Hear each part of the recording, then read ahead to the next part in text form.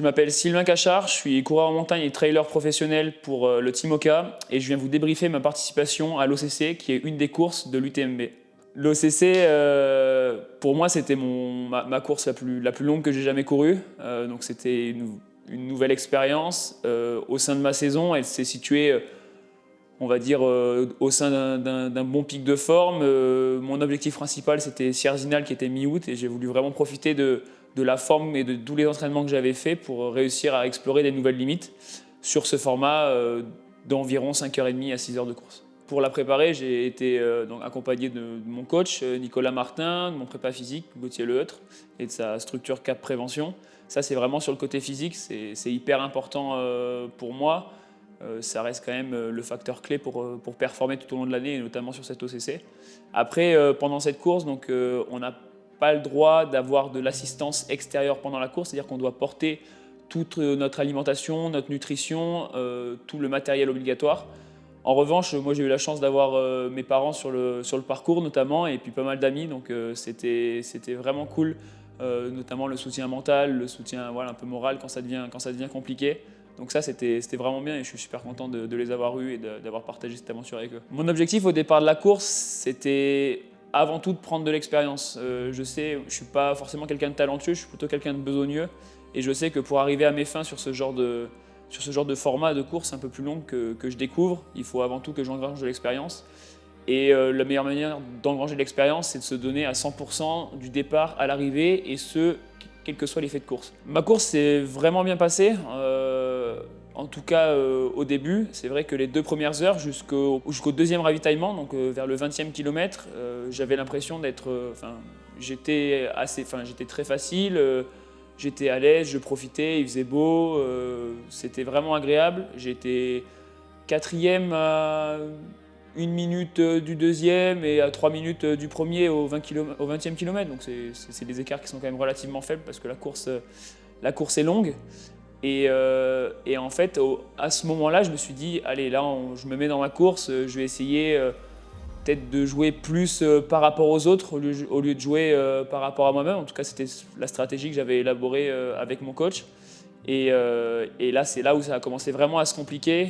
À peine 10 minutes après avoir passé ce point de ravitaillement, on fait une longue montée, donc je suis au col de Balme, vraiment assez difficile parce qu'elle est en plein soleil, elle est très raide, elle peut être parfois technique sur certains endroits. Et là, en fait, derrière les genoux jusqu'au milieu du dos, j'avais des énormes contractures, donc c'était impossible pour moi de courir et même de marcher vite. Donc voilà, là, à ce moment-là, mon attitude mentale, elle n'a pas changé, hein. Je voulais donner le 100% de moi-même, sauf qu'à cet instant précis, c'est-à-dire l'heure et demie qu'il m'a fallu pour monter en haut du col de Balme, et donner tout ce que je pouvais, c'était juste essayer de ne pas s'arrêter et de rallier ce point haut comme je pouvais. Donc voilà, c'est ce que j'ai fait. Ça a été vraiment très dur. Je suis allé très loin dans la douleur, hein. J'ai pleuré de douleur à plusieurs endroits. Je gémissais. Enfin, c'était vraiment quelque chose de très spécial, surtout que j'étais un peu tout seul avec moi-même dans la montagne, hein. Il y a quand même très peu de monde sur ces passages de la course. Mais là où je suis super content, c'est que dès que je suis arrivé au col de Balme, j'ai réussi à rester lucide sur mon alimentation, lucide sur mon hydratation, et puis surtout lucide sur le fait que, à cause de ces problèmes musculaires, je ne pouvais plus trop monter vite, mais par contre, je pouvais toujours bien descendre parce que voilà, la descente, ça sollicite d'autres muscles qui n'étaient pas encore endommagés. Et donc, c'est là où j'ai quand même gardé cet esprit de compétition, cet esprit d'aller chercher le meilleur de moi-même. Et donc, j'ai pu vraiment relancer dans la descente du col de Balme. Donc là, on parle entre le 30e et le 45e kilomètre. Et donc là, je suis vraiment content de cette attitude et un peu de ce rebond. C'était vraiment ça aussi que je pense sur le long, je ne suis pas habitué et que je voulais expérimenter, c'est ces passages à vide et réussir à les gérer coûte que coûte pour derrière attendre le rebond. Et là, je suis vraiment satisfait d'avoir expérimenté ça une première fois dans ma carrière. Et ensuite, il manquait la montée finale. Donc en gros, il faut savoir que c'est après 12 km avec 600 mètres de dénivelé pour monter jusqu'à la Flégère à 1800 mètres d'altitude et enfin replonger sur la ligne d'arrivée. Et la dernière montée, c'est quand même plutôt bien passé. J'arrivais, alors voilà, je marchais encore de temps en temps parce que mes muscles étaient toujours les mêmes, donc plutôt les muscles, les ischios et puis mon dos était très tendu.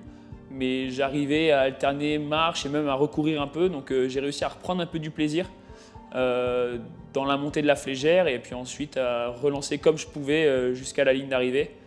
Voilà, que je franchis en 16 ou 17e position, donc le résultat reste quand même un peu anecdotique. C'est vrai que quand on est compétiteur, on veut toujours gagner, toujours faire podium, donc voilà, là c'est le moment de mettre un peu son ego de côté et puis de voir le positif de tout ça. Et le positif, c'est que j'ai jamais rien lâché et que en finissant 1 heure aux urgences, après avec un bon coup de chaud, je pense que c'était quand même la preuve que j'ai tout donné. Forcément, moi je fais de la course à pied pour vivre des émotions intenses, qu'elles soient positives ou négatives. C'est vrai que sur cette course, c'était quand même négatif dans le sens où c'était pas des larmes de joie, mais plus des larmes de douleur. Mais en tout cas, ce qui m'a vraiment beaucoup ému, c'est à la fin en fait, de cette fameuse montée du col de Balme où je traînais ma carcasse pour réussir à me hisser au col de Balme et espérer pouvoir me ravitailler et puis bien repartir. Et en fait, à ce moment-là, juste avant le col de Balme, il y avait vraiment plein de spectateurs qui faisaient une espèce de haie d'honneur.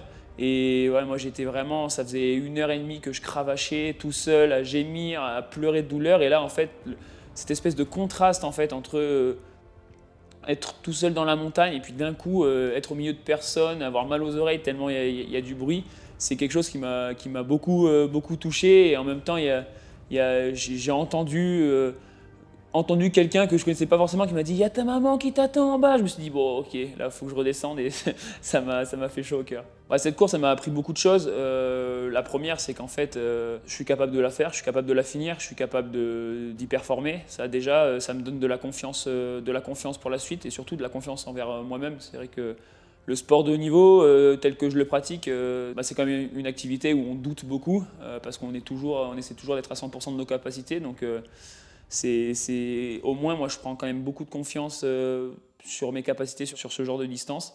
J'en retiens aussi de la gestion de l'effort. C'est vrai que les 2 premières heures, j'avais l'impression d'être très facile. Enfin, pour moi, j'étais très facile parce qu'en fait, je suis habitué à d'autres types de courses où on part beaucoup plus vite, où on est peut-être beaucoup plus rapidement dans la douleur parce que la course est plus courte. Et donc voilà, je pense qu'il va falloir que je revoie un peu mon référentiel d'allure pour pouvoir peut-être mieux gérer mon effort l'année prochaine. Pour finir, j'en retire aussi beaucoup d'expérience sur la gestion de la nutrition et de l'hydratation. C'est quelque chose, je pense, que j'ai plutôt bien réussi à gérer. J'ai beaucoup travaillé avec toutes les équipes donc de NAC, qui est mon partenaire de nutrition, à développer des protos, à essayer de comprendre de quoi mon corps avait besoin à l'effort, en fonction de l'effort, en fonction de la météo, en fonction de l'altitude, en fonction de plein de paramètres. Donc ça aussi, c'est une super expérience pour la suite. Bon, pour moi, la saison, bien sûr, il me reste des courses. Après, pour moi, ma saison, elle est réussie, hein. Mon gros objectif, c'était Sierzinal mi-août. J'ai réussi à améliorer mon record de l'année dernière, qui était le record français sur cette épreuve. Donc je prends maintenant la saison avec beaucoup plus de légèreté, mais aussi d'envie, hein. Si je suis compétiteur, c'est que je ne fais jamais les choses à moitié, je les fais toujours à 100%. Mon objectif de l'année est passé, j'ai plein d'autres courses où j'ai envie de briller, notamment la Skyrun dans 3 semaines du côté du Pays Basque. C'est une course qui me tient à cœur, que j'ai fait plusieurs fois et ça va être la dernière édition, donc ça va être vraiment bien d'y aller. J'y vais avec plein d'amis, donc ça sera aussi l'occasion de refermer ces belles dernières éditions de la Skyrun. Voilà, c'est un super clin d'œil que j'ai envie de faire aux organisateurs. Et puis ensuite, je pense que j'irai du côté des Templiers. Donc c'est une course au cas, c'est une course aussi qui est à 1 heure de là où habitent mes parents.